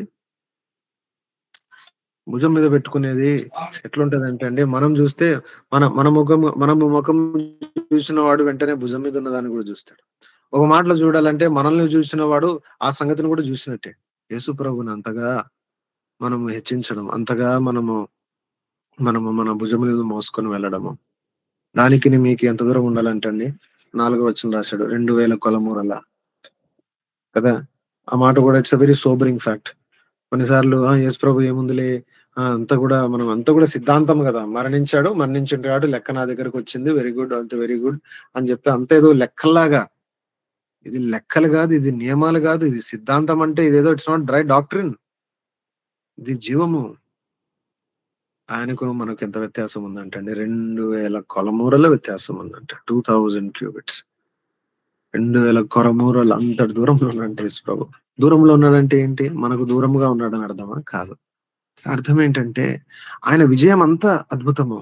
అంత ముందున్నాడాయన. అంత అంత విజయంలో ఉన్నాడు. అంత ముందుకున్నాడు కదా! ఎప్పుడైనా ఆయన నీకు నాకు ముందుగానే ఉన్నాడు. నువ్వేం అధైర్యపడనక్కర్లేదు. ఎట్టి పరిస్థితిలో ఉన్నా గూడా ఈ రోజున ఎలాంటి పరిస్థితి గుండా వెళ్తున్నా, అది చదువు గావచ్చు, ఉద్యోగం గావచ్చు, ఆరోగ్యం గావచ్చు, కుటుంబం గావచ్చు, ఉద్యోగం గావచ్చు, ఇరుగు పొరుగు వారితో గావచ్చు, ఏదైనా సమస్య గావచ్చు, ఏదైనా గావచ్చు. నువ్వు ఎక్కడైతే ఉన్నావో ఆ సమస్యలో, నీ ఆలోచన ఎక్కడైతే ఆగిపోయిందో దాంట్లో, ఆయన తప్పక దానికంటే 2000 కొలమూరల ఇంక ముందే ఉన్నాడు తప్ప ఎనక లేడు. కొన్నిసార్లు మనం అనుకుంటాం అసలు ప్రభా ఉన్నావా లేదా? పట్టించుకుంటున్నావా లేదా? అసలు నీకు ఆలోచన ఉందా లేదా? అని జెప్పి. నువ్వు అధైర్యపడొద్దు. ఆయనకి దగ్గరికి రా. ఆయనతో సమయం గడుపు. అప్పుడు నీకు అర్థమయ్యేది ఏందంటే, అయ్యో! నీకంటే ఇంకా రేస్‌లో ముందే ఉన్నాడు యేసు ప్రభు కదా! ఆ! నీ వానిగా, నీకు సొంతముగా కదా!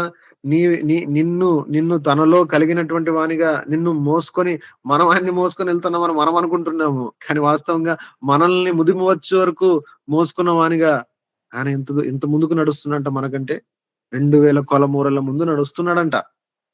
మీరింతకు ముందు ఎళ్ళినటువంటి దారి గాదిది అంటున్నాడు యెహోషువ.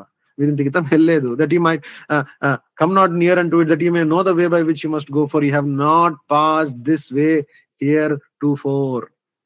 అంటే ఇంత క్రితం ఈ మార్గం గుండా అసలు మీరెళ్ళలేదు. ఇది ఎట్లనో మీకు తెలియదు. అధైర్యపడొద్దు. ఏమంటున్నాడు? వెనక నడువు. Reverent fear. శ్రద్ధతో, భక్తితో, భక్తి మర్యాదలతో యేసుప్రభు వెనక నడువు. ఏం అధైర్యపడొద్దని, నీకంటే ముందు 2000 కొలమూరల ముందే నడుస్తున్నాడంటున్నాడు. నీకు ఆలోచన ఉందా? నీకు గమనిక ఉందా? అధైర్యపడతా అన్నావా? పరిస్థితిని బట్టి ఏదో అంత ఓడిపోయినట్టు అంటున్నావు. ఇది ఓడిపోయే ఆటనే గాదు ఇది. సైతాను శత్రువు మనల్ని ఏం చేశాడంటే ఓటమి అలవాటు చేశాడు. భయము. అన్నిటికి భయం. భయమే లేదు కదా! అంతటిని తీసేశాడు. అలాగా ఆయన మనకంటే ముందు 2000 కొలమూరల ముందు వెళ్తూనే ఉన్నాడు కదా! టైం ఎంతయిందో చూద్దాము. ఓకే. సరే. 10 నిమిషాలు తీసుకుందాం.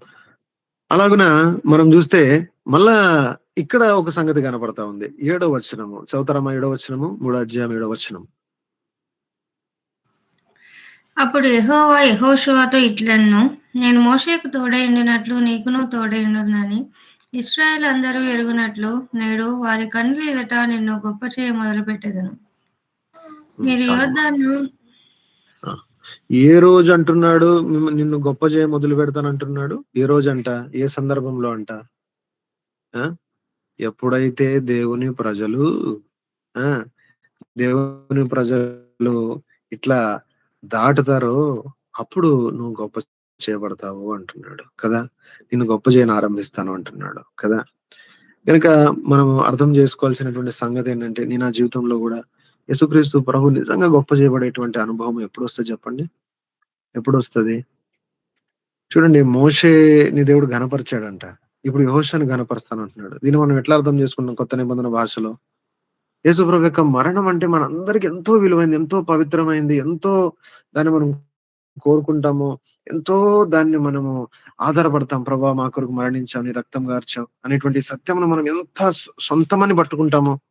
యేసు రక్తమే జయం. ఏదన్నా ఇంకెక్కువ బాధ, ఎక్కువ భయమైతే ఇంకేం చేస్తాం? ఏం చేయలేము కాబట్టి యేసు రక్తమే జయం, యేసు రక్తమే జయం అంటాం కదా! అదెంతో వాస్తవమైనటువంటి సంగతి. కానీ ఏమంటున్నాడు? 7వ వచనం. This day will I begin to magnify thee in the sight of all Israel they may know that as I was with Moses so I will be with thee. యెహోషువతో అంటున్నాడు. నిన్ను కూడా హెచ్చిస్తానంటున్నాడు. మీరు మర్చిపోకూడదు ఎవరు యెహోషువ, ఎవరు మోషే. మోషే యేసు ప్రభు యొక్క మరణమును మనల్ని విమోచించి ఐగుప్తు నుంచి తీసుకొచ్చినటువంటి ఆ కోణమును జ్ఞాపకం చేస్తే, ఇప్పుడు విమోచించబడినటువంటి మనలను ఆ స్వాస్థ్యంలోనికి ప్రవేశపెట్టేటువంటిది యెహోషువ జ్ఞాపకం చేస్తా ఉన్నాడు. అర్థమైతా ఉందండి? మర్చిపోవద్దు మీరు. ఏదో చిన్నపిల్లల్లాగా ఏదో జస్ట్ అక్కడికక్కడ ఏదో అన్నట్టు గాదు. ఇదంతటిని చూడాలా, ఇది మనకే ఇది. ఇది మనకు, మన పిల్లలకు, రాబోయేటువంటి తరానికి మనం అందించాల్సినటువంటి సంగతి ఇది. దేవుని వాక్యం ఇది కదా! కాబట్టి గనుక ఏమంటున్నాడు? మోషేకి ఎలాగైతే తోడై ఉన్నానో, అలాగే నీకును తోడై ఉన్నాను. అలాగు నీ దినము నుండి నిన్ను ఘనపరుస్తాను. From this day will I begin to magnify thee. ఏ రోజంట?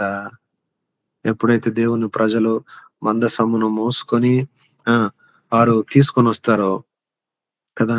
ఆ మందసం వెనక వాళ్ళు కూడా ఎలాగైతే యోర్దాను దాటుతారో అప్పుడంట. గుర్తుపెట్టుకో, నీ జీవితంలో నిజంగా మోషే వంటి అనగా యేసుప్రభు యొక్క మరణం అనేటువంటి ఆ కోణం, విమోచన అనేటువంటి ఆ కోణము అది ఎంతో దేవుడు హెచ్చించాడు. నీ నీ జీవితంలో ఎంతో హెచ్చించాడు. ఇప్పుడు నీకు అదెంతో అంతే, అంతే ప్రాముఖ్యమైంది. ఏంటి చెప్పండి? యేసు ప్రభు యొక్క విజయము. యేసు ప్రభు యొక్క విజయము. ఆయన ఆయన ఆయన మహిమపరచబడ్డాడా అనే దానికి గుర్తేంటి చెప్పండి? గుర్తేంటి చెప్పండి? మన మీదకి ఆత్మ వచ్చింది. మనలోనికి మన ఆత్మ వచ్చింది. చదవండి, ఆ మాట చెప్పాలా? లేదంటే మీకు ఆ కనెక్షన్ అర్థం కాదు. అపోస్తుల కార్యము, అపోస్తుల కార్యము అపోస్తుల కార్యము త్వరగా రండి. 2వ అధ్యాయము. ఇది చాలా ప్రాముఖ్యమైంది. మీరు దీన్ని అర్థం చేసుకుంటే పెట్టడం కూడా చెప్పినట్టున్నాను. కానీ మరొకసారి దీన్ని జ్ఞాపకం చేస్తా, సందర్భం వచ్చింది కాబట్టి. అపోస్తుల కార్యము ఆహ్, అపోస్తుల కార్యము 2వ అధ్యాయము. ఇది పెంతెకోస్తుకు సంబంధించినటువంటి వివరణ. పెంతెకోస్తు దినమున ఏం జరిగింది అనేటువంటిది కదా! మనకు కథ అంతా కూడా తెలుసు. అంటే జరిగిన విషయాలన్నీ తెలుసు కాబట్టి నేను టూకీగా చెప్తాను. వాళ్ళు పెంతెకోస్తు దినమున ఏం చేశారంట, ఒక మనసుతో ఒక విధానములో ఒక చోట వాళ్ళందరూ కూడా కలిసి ఉన్నారు. కలిసి ఉండగా అకస్మాత్తుగా సడెన్‌గా ఏం జరిగింది చెప్పండి? ఆ! ఆ యొక్క పరలోకము నుండి ఒక గొప్ప వాయువుగా గొప్ప ఒక ఒక ఒక ఆల్‌మోస్ట్ ఒక తుఫాను లాగా గంభీరమైనటువంటి ఆ యొక్క గాలి ఆ గదంతా నింపబడి, ఆ తర్వాత ఏంటంట ఒక చక్కటి ఒక అగ్ని వంటి నాలుకలుగా కనిపించేటువంటిది ప్రతి వారి మీద గూడా నిలుస్తూ వచ్చిందంట. వాళ్ళు 4వ వచనం చూస్తే వారు పరిశుద్ధాత్మతో నింపబడ్డారు. వారేం చేశారు? నానా విధమైనటువంటి భాషలతో ఆత్మ వారిని బలపరిచే విధంగా వారు మాట్లాడుతూ వచ్చారంట కదా! అదే సమయమున ఈ సంగతులన్నీ ఎవరు చూస్తున్నారు? ఆ దినాల్లో వచ్చినట్టు పెంతెకోస్తు అంటే గొప్ప పండుగ కదా! 50 సంవత్సరాలకు వచ్చేటువంటిది. దాని నిమిత్తమై వచ్చినటువంటి భూమంతటి కింద నుంచి ఉన్నటువంటి ఆ ప్రజలందరూ గూడా ఉన్నారంట. 5వ వచనం మీరు చదువుతా ఉండండి. నేను చెప్తా ఉన్నాను. ఆ అనేకమైనటువంటి దేశములో భూమి కింద, ఆకాశం కింద ఉన్నటువంటి దేశములన్నిట్లో నుండి ఉన్నటువంటి యూదులందరూ గూడా యెరూషలేములో ఉన్నారంట ఆ రోజుల్లో కదా! కనుక మనం కూడా చూస్తాము. మన దేశంలో కూడా ఏదైనా పెద్ద పండుగలు అలాంటివి ఏమైనా జరిగితే కొన్ని సంవత్సరాలకి జరిగినటువంటి పండుగలిస్తే బయట ఫారెన్ లో ఉన్న మన భారతదేశీయులు కూడా ఏం చేస్తారు, దాన్ని అటెండ్ అవ్వాలని చెప్పి వస్తారు. అలాగే వచ్చారు వీళ్ళు. వచ్చి ఏం చేశారంట, ఆ ఈ 6వ వచనం చూస్తే చివరి మాటలో ఏం కనబడుతుంది, ప్రతి మనుషునకు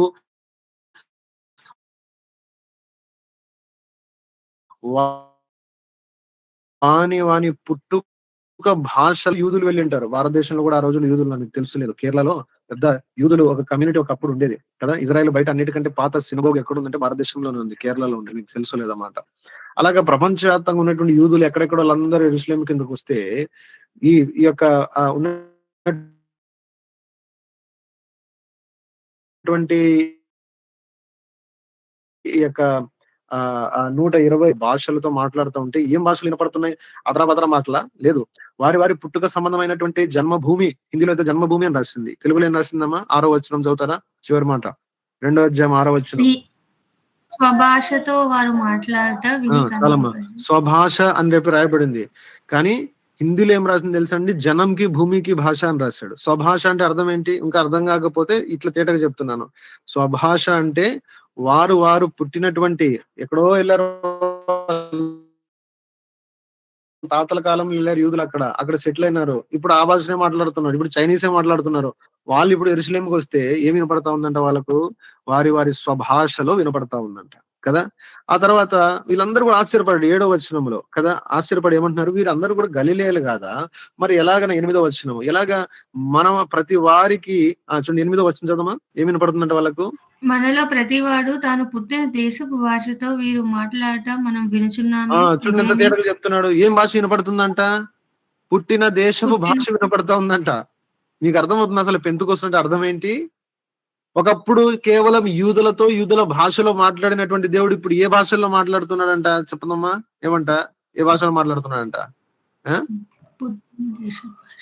తమ పుట్టిన దేశం యొక్క భాషలో ఇప్పుడు వినపడుతున్నాయంట వాళ్ళకు కదా. ఎవరెవరు ఉన్నారంట? 9వ వచనం చూస్తే 9వ వచనం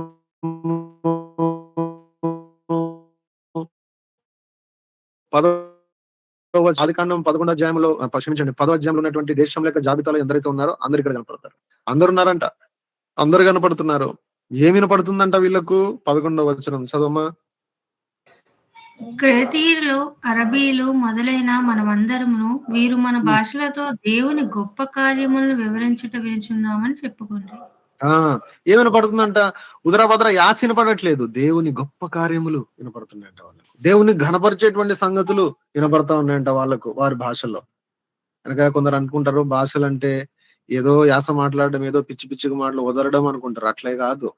బైబిల్లో రాయబడినటువంటి భాషలు నానా విధమైనటువంటి భాష, అన్య భాషలు అంటే ఇది ఎంత తేటగా ఉంది. మనం బైబిల్ని జాగ్రత్తగా చదివితే కూడా చాలు, మనకు బోళ్ళంత బుద్ధి వస్తుంది. మనం చదవమే ఒక అభిప్రాయం అల్లుకుంటాం అంతే. ఇలాగ జరుగుతుంటే వాళ్ళు ఆశ్చర్యపడి అసలు ఏంటి ఇదంతా అని చెప్పి 12వ వచనంలో అంటున్నారు. ఏంది ఆశ్చర్యపడ్డారు అసలు ఏం జరుగుతుంది అని చెప్పి. అప్పుడు 14వ వచనంలో పేతురు నిలబడి కడమ ఉన్నటువంటి 11 మందితో నిలబడి ఈ సంగతులన్నింటినీ వివరిస్తూ ఇప్పుడు జాగ్రత్తగా గమనించండి ఏం వివరిస్తాడో.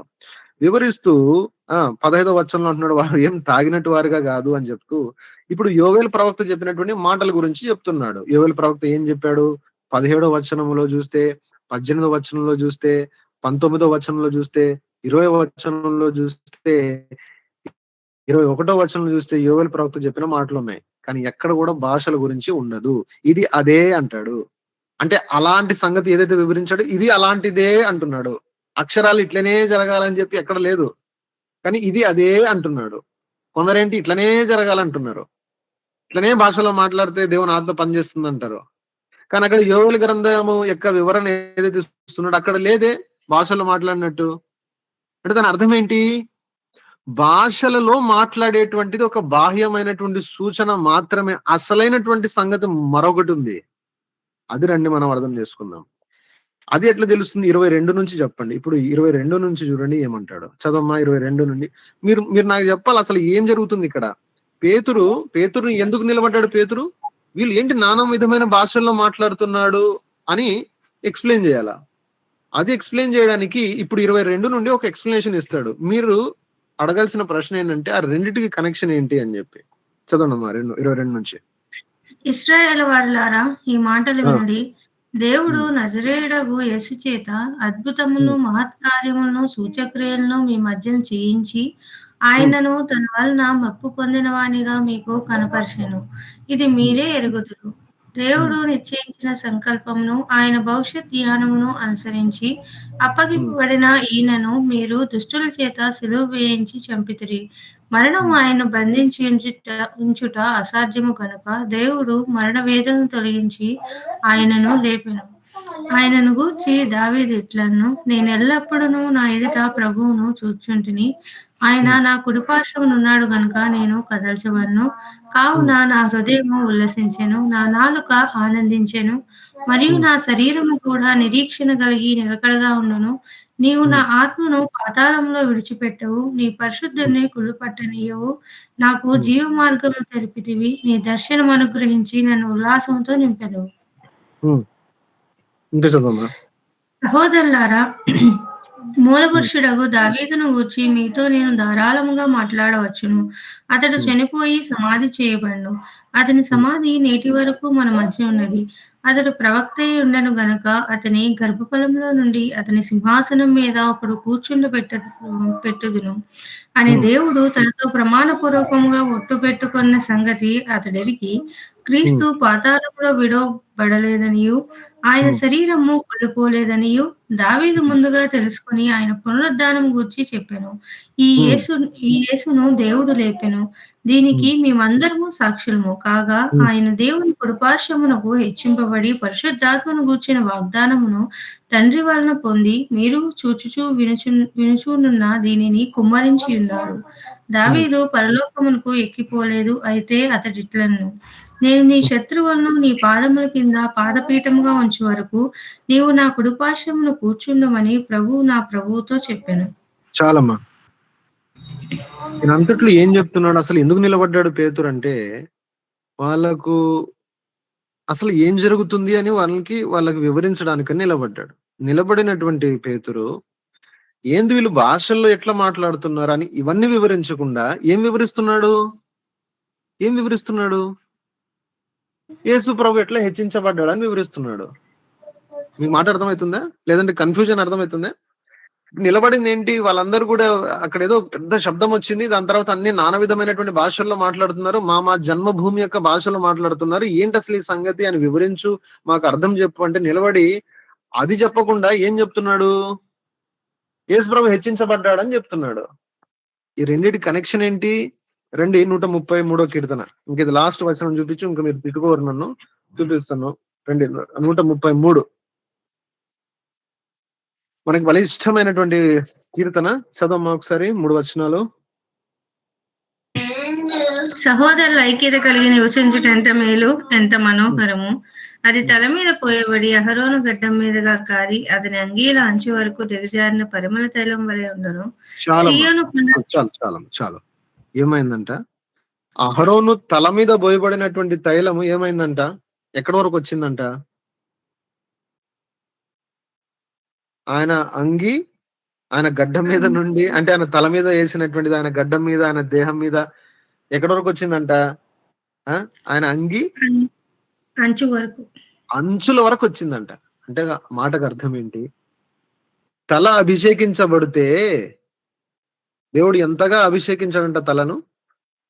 ఎంతగా? తల అభిషేకిస్తే దేహమంతా అభిషేకించబడిందంట. మాట అర్థమవుతుందా?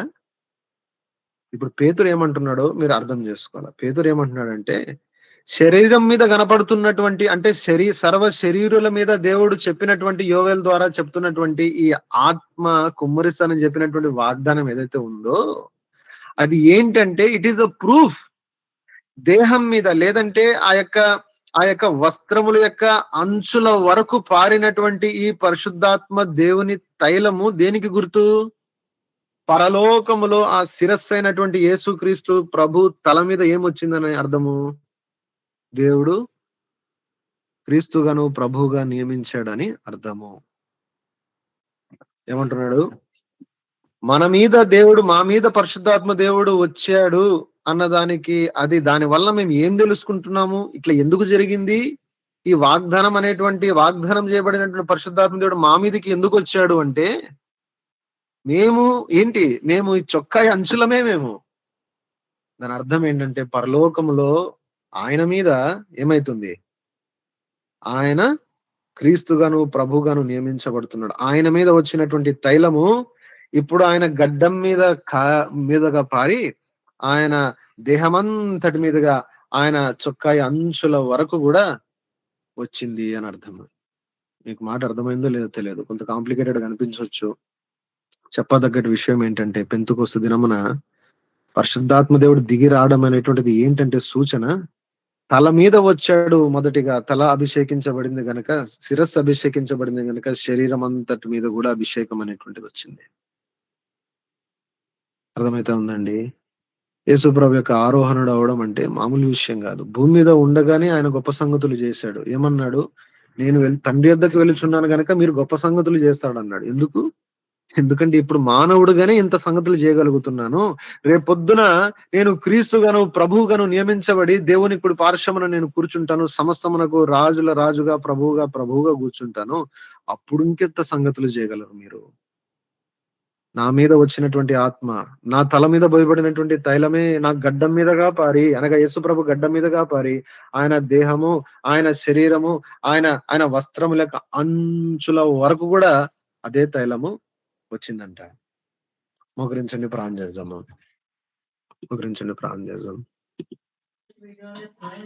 దినమున నీ ఆలోచన ఎలాగుంది, నీ గమనిక ఎలాగుంది? యేసుక్రీస్తు ప్రభువును మనం సొంత రక్షకునిగా అంగీకరించినాం, మంచిదే.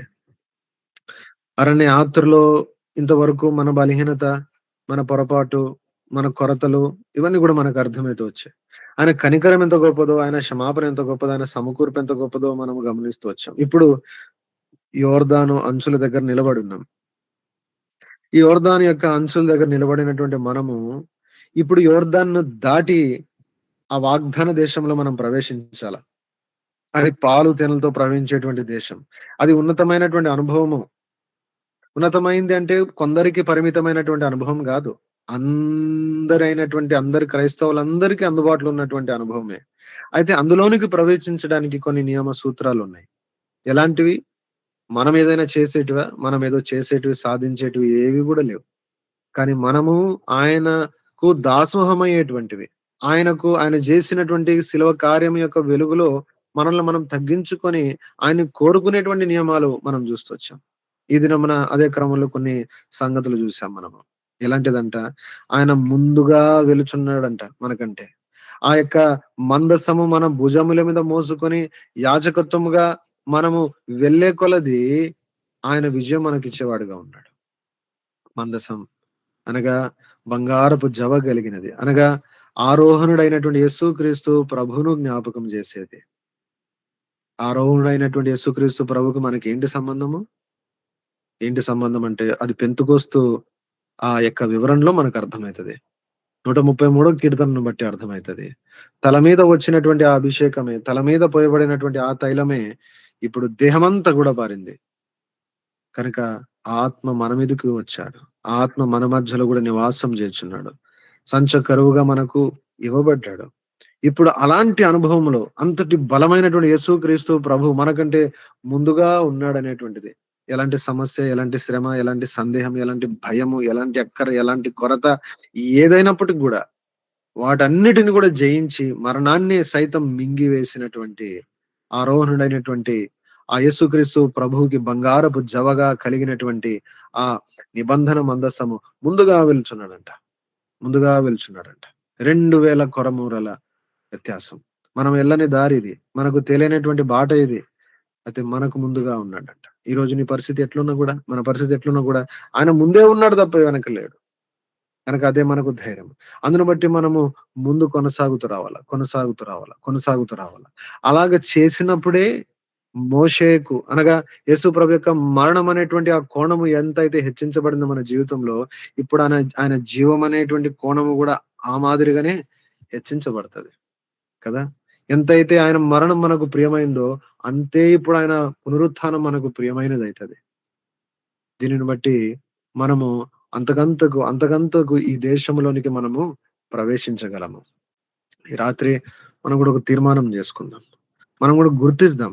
ఏదో అంతటి దూరంలో యేసుప్రభు యొక్క మరణము, భూస్థాపన, పునరుత్థానం అని చెప్పుకునేటువంటి మాటలుగా, లేదంటే ఏదో బైబిల్ సిద్ధాంతముగా, లేదంటే ఏదో ఒక డ్రై డాక్ట్రిన్ గా కాదు గాని, అక్షరాల ఇది మన స్వాస్థ్యముగా, మనకు ప్రియమైనటువంటి సత్యముగా, మన సొంతముగా ఆయన మీద ఆయన హెచ్చించబడ్డాడు గనక, మీరు సిలువేసినటువంటి ఈ యేసునే దేవుడు క్రీస్తుగాను ప్రభువుగాను నియమించాడు గనుక వాగ్దానం చేయబడినటువంటి పరిశుద్ధాత్మ మీ మీదికినే వచ్చాడు, పోయబడినాడు అని అంటూ వచ్చాడు. అలాగనే దీన్ని మనం గుర్తిస్తాం. ఇది మన సొంతమని మనం గమనిస్తాము. ఆయన తల మీద వచ్చినటువంటి ఆత్మనే, ఆయన దేని చేత అభిషేకించబడ్డాడో ఆ అభిషేకము, ఆత్మ, అదే సంగతులు మనకును అనుగ్రహించబడ్డాయి. ఎందుకంటే మనము ఆయన విడదీయలేనంతగా ఒకటిగా శిరస్సుగా శరీరముగా చేయబడ్డాము. మికిలిగా ప్రేమించిన మా ప్రియ పరలోక తండ్రి యేసుక్రీస్తు ప్రభువును బట్టి మరోసారి నీ ఎదుట సాగిలు పడతా ఉన్నాం. ఎంతైనా నమ్మదగిన దేవుడు అయినందుకు స్తోత్రములు ప్రభా. గత దినాల్లో మీరు మమ్మల్ని ఎంతో జ్ఞాపకం చేసుకున్నారు, కనికరించారు.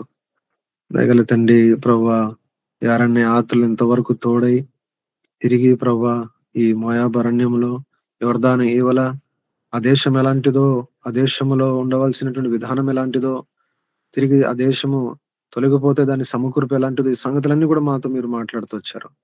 అయితే ప్రభు, ఇప్పుడు ఆ దేశంలోనికి ప్రవేశపెట్టడం అనేటువంటిది కూడా మీరు ఇష్టపడతా ఉన్నారు. అందరిని బట్టి స్తోత్రములు. మీరు ఎల్లప్పుడూ కూడా మాకంటే ముందుగా నడుస్తున్న నీ ప్రేమను బట్టి స్తోత్రములు.